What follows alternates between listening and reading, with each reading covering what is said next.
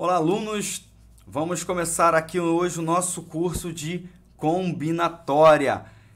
Galera, análise combinatória, essa disciplina que algumas pessoas têm medo, fazem confusão, acham que são difíceis, mas deixa eu trazer algo para vocês. As questões de análise combinatória no Enem não são muito difíceis, tá? A maioria das questões são questões consideradas fáceis, elas acabam entrando no quadro das questões fáceis, mas isso não é uma regra, isso não é uma lei, tudo pode mudar, o Enem pode nos surpreender, mas para que você já fique tranquilo e a gente possa resolver as questões, e você possa focar cada vez mais, lembre-se que as questões de análise combinatória não são as mais complicadas.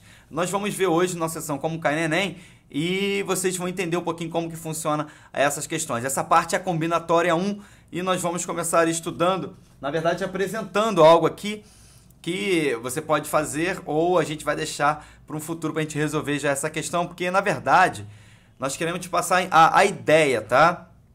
Então vamos lá, diz assim, ó, usando as 26 letras que nós temos e os 10 algarismos conhecidos, quantas placas diferentes de automóvel podem ser feitas? A análise combinatória quer trazer um conceito de contagem, pessoal. Às vezes essa contagem ela pode seguir algumas regras ou não. Então nós vamos ver isso. Vamos começar com o princípio fundamental da contagem que diz assim, ó, 3 motos M1, M2, M3 disputam uma corrida. Quantas são as possibilidades de chegada para os 2 primeiros lugares? Vamos aprender a contar. Nós sabemos que para chegar em primeiro lugar, são quantas possibilidades? São 3 possibilidades. Para chegar no segundo lugar, são quantas possibilidades? 2, uma vez que o primeiro lugar já foi preenchido por uma das motos. São 3 motos, então agora restam 2 possibilidades. Vamos lá. Suponha que no primeiro lugar chegou a moto 1. Para o segundo lugar, vai ter que disputar a moto 2 e a moto 3. Suponha que em primeiro lugar foi a moto 2. Para o segundo lugar, vai ter que disputar a moto 1 e a moto 3. E se no primeiro lugar foi a moto 3?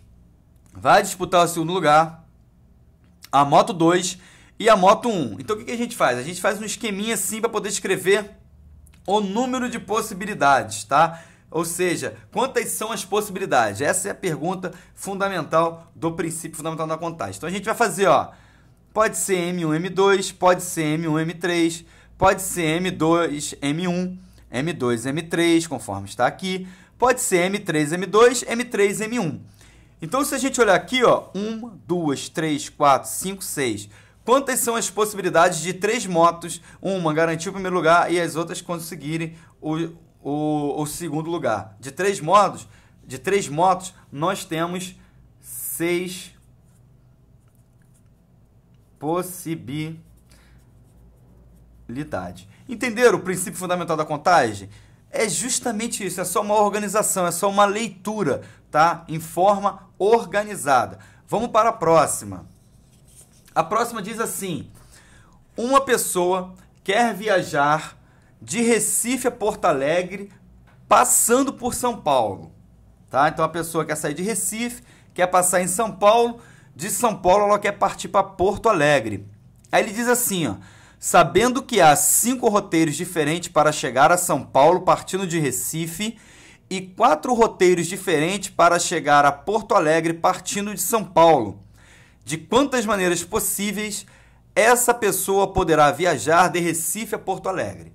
Vamos apresentar um macete aqui, que é o que nós gostamos de apresentar para vocês, são macetes. Então, olha só, temos Recife, São Paulo. E vou botar aqui Porto.